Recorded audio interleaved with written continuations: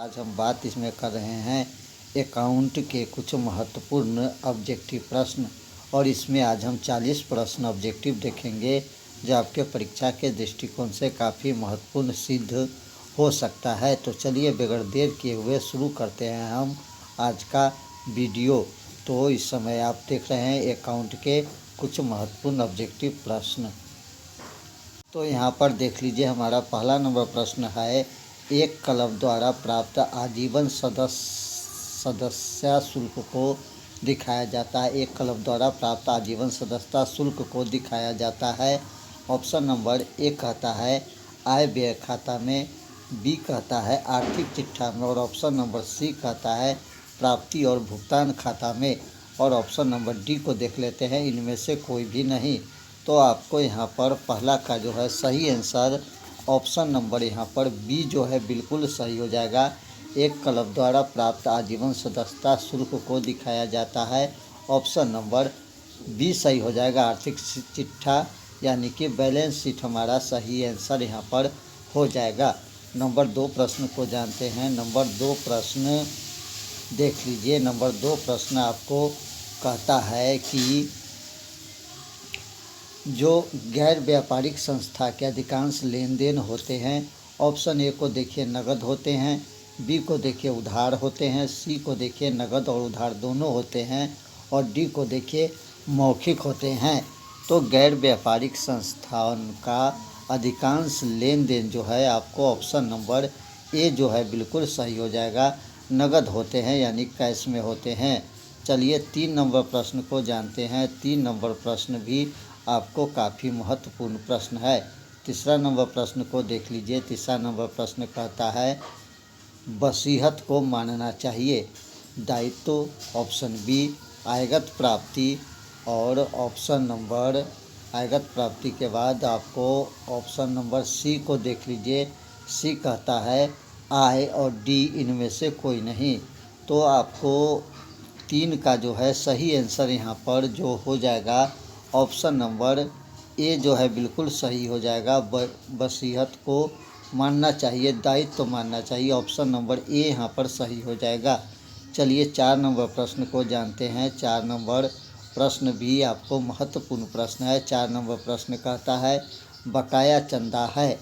Option A को देखिए आय है, बी देख लीजिए संपत्ति, सी दायित्व, और डी व्यय। तो हमारा 4 का जो है सही आंसर हो जाएगा। जो बकाया चंदा होता है वो ऑप्शन नंबर बी संपत्ति हमारा बिल्कुल सही आंसर हो जाएगा। 5 नंबर प्रश्न जानते हैं। 5 नंबर प्रश्न कहता है कि निम्न में से कौन अलाभकारी संगठन नहीं है। अलाभकारी संगठन नहीं है पूछा जा रहा है। ऑप्शन नंबर ए को देख लीजिए महाविद्यालय, बी को देख लीजिए सार्वजनिक कंपनी, सी पुस्तकालय, और डी अस्पताल। तो आपको सही आंसर यहाँ पर ऑप्शन नंबर बी जो है बिल्कुल सही हो जाएगा, सार्वजनिक कंपनी। नंबर 6 प्रश्न को देख लीजिए। नंबर 6 प्रश्न आपको कहता है कि साझेदार के पूंजी खाते पर ब्याज को क्रेडिट किया जाता है। ऑप्शन ए को देखिए लाभ हानि खाते में, बी ब्याज खाते में, सी साझेदार के पूंजी खाते में, और डी इनमें से कोई में भी नहीं। तो आपको 6 का जो है सही आंसर आपको यहाँ पर ऑप्शन नंबर सी जो है बिल्कुल सही हो जाएगा, साझेदार के पूंजी खाते में। 7 नंबर प्रश्न को जानते हैं। 7 नंबर प्रश्न आपको कहता है कि साझेदार के चालू खाते तब खोले जाते हैं जब उनके पूंजी खाते होते हैं, स्थिर होते हैं, परिवर्तनशील होते हैं, ए और बी दोनों होते हैं, और डी इनमें से कोई भी नहीं होते हैं। तो हमारा सही आंसर यहाँ पर 7 का ऑप्शन नंबर ए जो है बिल्कुल सही हो जाएगा। साझेदार के चालू खाते तब खोले जाते हैं जब उनके पूंजी खाते स्थिर होते हैं। ऑप्शन नंबर ए जो है हमारा बिल्कुल यहाँ पर सही हो जाएगा। 8 नंबर प्रश्न को जानते हैं। 8 नंबर प्रश्न भी आपको महत्वपूर्ण प्रश्न है। 8 नंबर प्रश्न को देख लीजिए। साझेदार के चालू खाते हमेशा होगा नाम शेष होगा, जमा शेष होगा, दोनों में से कोई भी, और डी इनमें से कोई भी नहीं। तो 8 का आपको सही आंसर यहाँ पर ऑप्शन नंबर सी जो है बिल्कुल सही हो जाएगा, दोनों में से कोई भी। 9 नंबर प्रश्न को जानते हैं। 9 नंबर प्रश्न को देख लीजिए 9 नंबर प्रश्न भी आपको काफ़ी महत्वपूर्ण प्रश्न है। 9 नंबर प्रश्न कहता है बैंकिंग व्यवसाय करने वाले साझेदार फर्म के सदस्यों की अधिकतम संख्या है। ऑप्शन ए 10, 20, 30 और डी 40। तो 9 का आपको सही आंसर यहाँ पर ऑप्शन नंबर ए जो है बिल्कुल सही हो जाएगा, यानी कि 10। 10 नंबर प्रश्न को जानते हैं। 10 नंबर प्रश्न कहता है पुनः मूल्यांकन खाता या लाभ हानि समायोजन खाता है, व्यक्तिगत खाता है, वास्तविक खाता है, नाम मात्र खाता और इनमें से कोई में भी नहीं। तो सही आंसर 10 का आपको ऑप्शन नंबर यहाँ पर सी जो है बिल्कुल सही हो जाएगा, नाम मात्र खाता। 11 नंबर प्रश्न को जानते हैं। 11 नंबर प्रश्न कहता है अस्थायी संपत्ति के मूल्य में कमी कहलाती है। ह्रास, बी हानि, सी लाभ और डी व्यय। तो आपको सही आंसर यहाँ पर 11 का जो है ऑप्शन नंबर ए जो है बिल्कुल सही हो जाएगा, यानी कि ह्रास हमारा सही आंसर हो जाएगा। 12 नंबर प्रश्न को जानते हैं। 12 नंबर प्रश्न कहता है साझेदारी लेख की अनुपस्थिति में साझेदार को वेतन दिया जाएगा, वेतन नहीं दिया जाएगा, उन्हें वेतन दिया जाएगा जो फर्म के लिए कार्य करते हैं, और डी इनमें से कोई भी नहीं। तो 12 का आपको सही आंसर यहाँ पर जो है ऑप्शन नंबर बी जो है बिल्कुल सही हो जाएगा, वेतन नहीं दिया जाएगा। 13 नंबर प्रश्न को जानते हैं। 13 नंबर प्रश्न कहता है संचित लाभ का संचय का हस्तांतरण किया जाता है वसूली खाता में, साझेदार के पूंजी खाता में, बैंक खाता में और रोकड़ खाता में। तो 13 का आपको सही आंसर यहाँ पर ऑप्शन नंबर बी जो है बिल्कुल सही हो जाएगा, साझेदार के पूंजी खाते में। 14 नंबर प्रश्न को जानते हैं। 14 नंबर प्रश्न देख लीजिए, कहता है कि किसी नए साझेदार के प्रवेश पर परिसंपत्तियों में हुई मूल्य की वृद्धि का नाम किया जाएगा। मूल्य के वृद्धि का नाम किया जाएगा जब नए साझेदार आता है तब। पुनः मूल्यांकन खाता, संपत्ति खाता, पुराने साझेदार के खाता और डी इनमें से कोई भी नहीं। तो 14 का आपको सही आंसर यहाँ पर ऑप्शन नंबर बी जो हो जाएगा, संपत्ति खाता जो है बिल्कुल सही हो जाएगा। चलिए अगला प्रश्न जानते हैं। हमारा 15 नंबर प्रश्न को देख लीजिए। 15 नंबर प्रश्न कहता है नए साझेदार को लिया जाता है 2 साझेदार की सहमति से, सभी साझेदार के सहमति से, 1 साझेदार की इच्छा पर और डी साझेदारों की बहुमत की सहमति से। तो आपको 15 का जो है सही आंसर यहाँ पर ऑप्शन नंबर बी जो है बिल्कुल सही हो जाएगा, सभी साझेदार की सहमति से। 16 नंबर प्रश्न को जानते हैं। 16 नंबर प्रश्न कहता है कि विभिन्न संपत्ति के विक्रय से प्राप्त विक्रय की राशि से सर्वप्रथम भुगतान करेगा। लेनदार के दायित्व का, साझेदार के ऋण का, साझेदार की पूंजी का और इनमें से कोई भी नहीं। तो 16 का आपको सही आंसर यहाँ पर ऑप्शन नंबर ए जो है बिल्कुल सही हो जाएगा। 16 का ऑप्शन नंबर ए, लेनदार का दायित्व। 17 नंबर प्रश्न को जानते हैं। 17 नंबर प्रश्न देख लीजिए, कहता है कि संपत्ति के विक्रय से प्राप्त राशि को अभिलेखित किया जाएगा वसूली खाते के डेबिट पक्ष में, वसूली खाते के क्रेडिट पक्ष में, आर्थिक चिट्ठा के दायित्व में और इनमें से कोई में भी नहीं। तो 17 का आपको सही आंसर यहाँ पर ऑप्शन नंबर बी जो है बिल्कुल सही हो जाएगा, वसूली खाता के डेबिट पक्ष में। 18 नंबर प्रश्न को जानते हैं। 18 नंबर प्रश्न कहता है कि एक फर्म के समापन के समय एक साझेदार ने रुपया 2000 समापन व्यय का भुगतान कर दिया, कौन सा खाता डेबिट होगा? ऑप्शन नंबर ए को देख लीजिए। ऑप्शन नंबर ए कहता है वसूली खाता, बी रोकड़ खाता, सी साझेदार के पूंजी खाता और डी जो है ऑप्शन कहता है लाभ हानि खाता। तो आपको 18 का जो है सही आंसर यहाँ पर ऑप्शन नंबर ए जो है बिल्कुल सही हो जाएगा, यानी कि वसूली खाता। 19 नंबर प्रश्न को जानते हैं। 19 नंबर प्रश्न कहता है साझेदार के पूंजी खाते का ब्याज क्रेडिट किया जाता है ब्याज खाते में, लाभ हानि खाते में, साझेदार के पूंजी खाते में और इनमें से कोई में भी नहीं। तो आपको सही आंसर 19 का ऑप्शन नंबर यहाँ पर सी जो है बिल्कुल सही हो जाएगा, साझेदार के पूंजी खाते में। चलिए अगला प्रश्न जानते हैं। हमारा 20 नंबर प्रश्न को देख लीजिए। 20 नंबर प्रश्न आपको कहता है ख्वाती की संपत्ति की प्रकृति क्या है? अस्थायी संपत्ति है, चालू संपत्ति है, अमूर्त संपत्ति है और डी इनमें से कोई भी नहीं। तो 20 का आपको सही आंसर ऑप्शन नंबर सी जो है बिल्कुल सही हो जाएगा, यानी कि अमूर्त संपत्ति है। चलिए अगला प्रश्न जानते हैं। हमारा 21 नंबर प्रश्न कहता है 21 नंबर प्रश्न संयुक्त पूंजी कंपनी है। तो संयुक्त पूंजी कंपनी आपको यहाँ पर ऑप्शन नंबर ए जो है बिल्कुल सही हो जाएगा।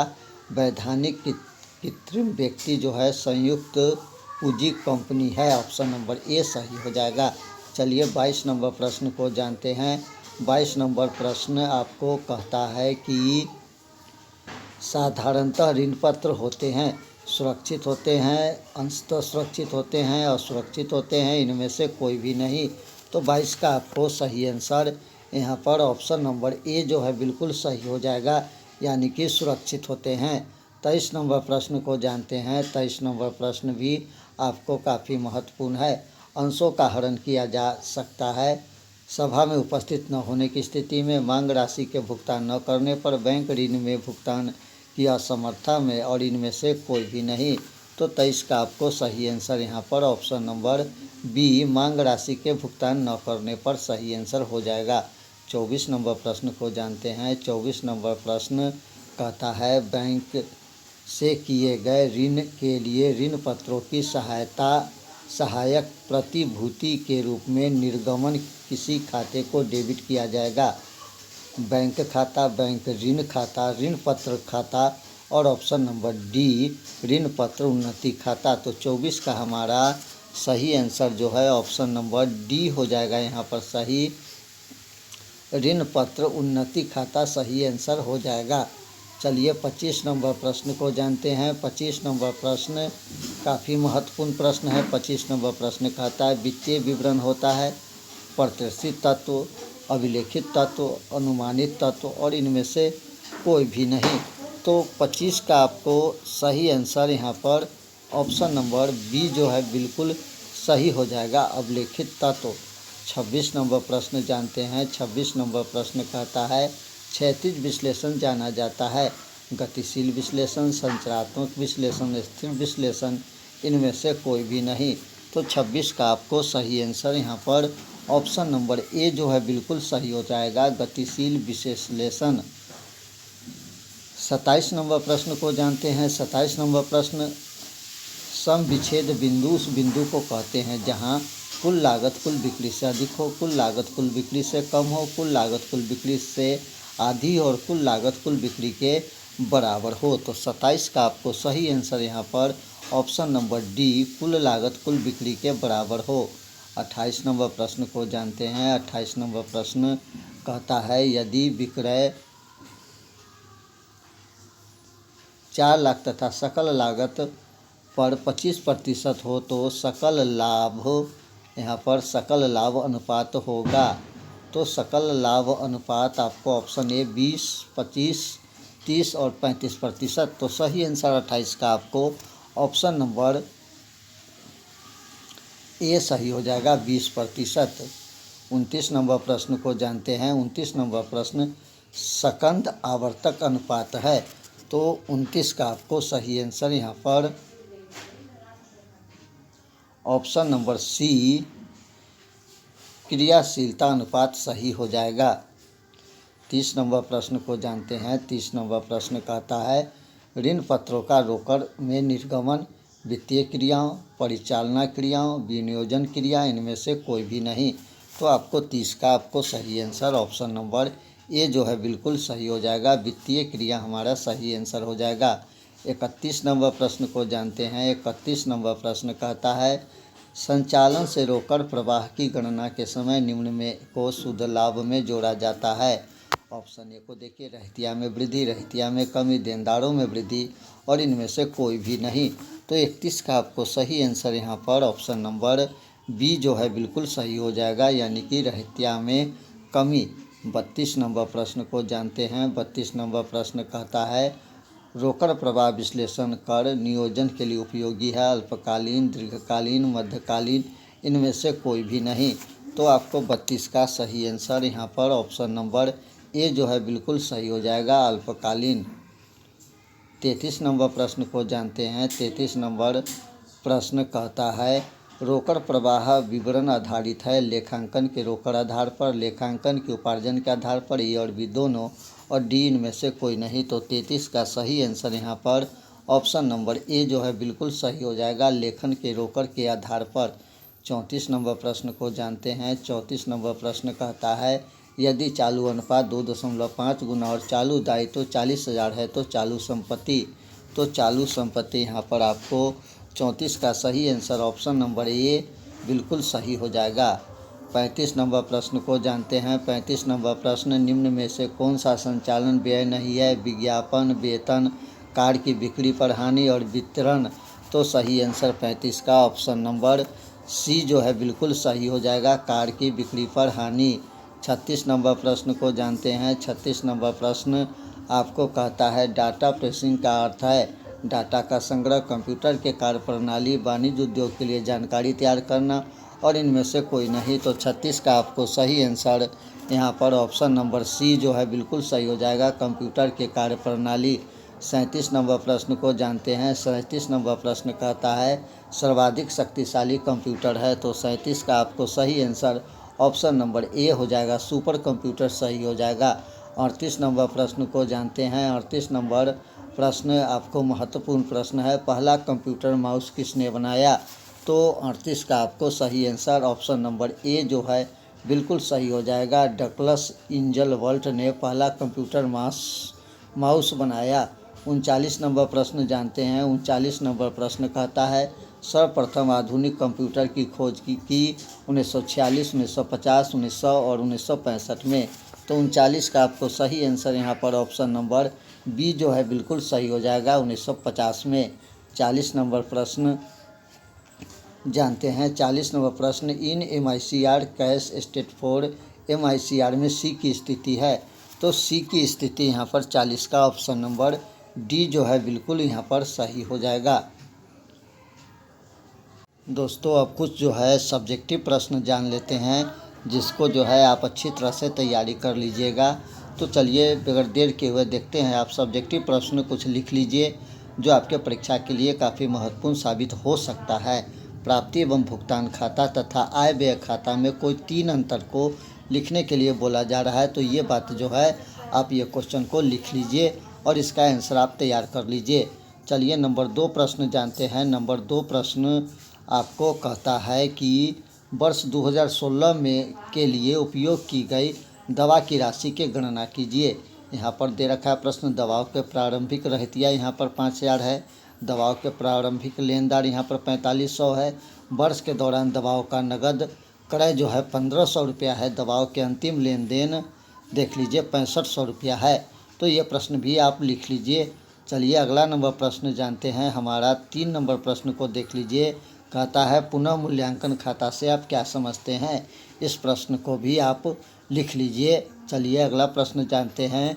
4 नंबर प्रश्न देख लीजिए। 4 नंबर प्रश्न अगर बताएंगे तो वीडियो काफ़ी लंबा हो जाएगा। 4 नंबर प्रश्न कहता है ए और बी एक फर्म के साझेदार है, वो लाभ हानि 3.2 के अनुपात में बांटते हैं। उनकी पूंजी क्रमशः 20,000 तथा 16,000 है। वो सी को लाभ में 1/4 हिस्सा देने के लिए साझेदारी में प्रवेश देते हैं। सी को पूंजी के लिए 12,000 तथा ख्याति के लिए 10,000 नगद में लेना है। यह मानते हुए जनरल के लेख कीजिए कि पुराने साझेदार ने ख्याति को निकाल लिया है। तो ये प्रश्न आप अच्छी तरह से लिख लीजिए। चलिए अगला प्रश्न जानते हैं। अगला प्रश्न हमारा 5 नंबर प्रश्न को देख लीजिए। अंशों से आप क्या समझते हैं? किन्हीं 2 प्रकार के अंशों के नाम बताइए। इसके बाद जो है ब्रांड से आप क्या समझते हैं? रोकड़ प्रवाह विवरण से आप क्या समझते हैं? इसके बाद आप देख लीजिए अगला प्रश्न जानते हैं। हमारा 8 नंबर प्रश्न है निम्नलिखित सूचना को एकंद आवर्तन अनुपात निकालिए। यहाँ पर बिक्री दे रखा है, औसत रहतिया दे रखा है, सकल हानि दे रखा है, सब यहाँ पर इस चीज़ को आप नोट कर लीजिए।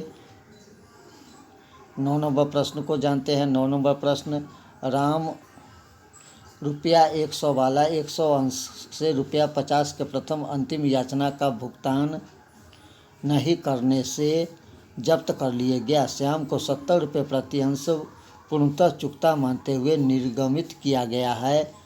जब्त और पूर्ण निर्गमन के लेख हेतु रोजमर्रा प्रविष्टि कीजिए। तो अगला प्रश्न जानते हैं। यहाँ पर अगला प्रश्न है, वित्तीय विवरण विश्लेषण के किन्हीं 3 सीमाओं को लिखने के लिए बोला जा रहा है। तो ये भी प्रश्न आप लिख लीजिए। और कुछ दीर्घोत्तरीय प्रश्न में जानते हैं। दीर्घोत्तरीय प्रश्न आपको 5 नंबर उसके लिए निर्धारित किया गया है। तो यहाँ पर देख लीजिए, एक निम्नलिखित आर्थिक चिट्ठा एक कंपनी का है।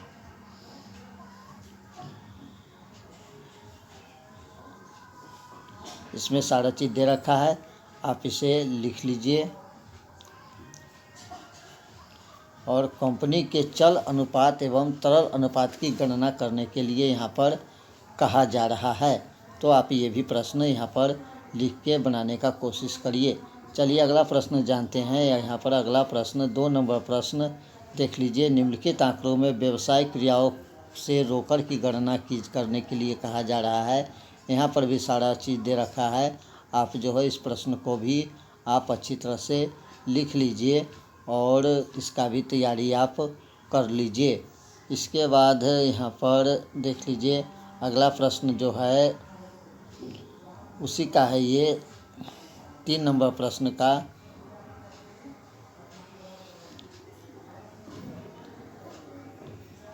गणना करने के लिए बोला जा रहा है। तो ये प्रश्न भी आप यहाँ पर लिख लीजिए और इसको भी आप अच्छी तरह से रिवीजन कर लीजिए। इसके बाद देखिए कि हमारा चौथा नंबर प्रश्न भी आया हुआ है। चौथा नंबर प्रश्न भी आपको यहाँ पर दे रखा है। चौथा नंबर प्रश्न को भी आप बढ़िया से लिख लीजिए। इसके बाद 5 नंबर प्रश्न को देखिए, आय एवं व्यय खाता का प्रारूप तैयार करें। कंपनी को एकत्रित कृत्रिम व्यक्ति कहा जाता है, यह कथन को स्पष्ट करें। और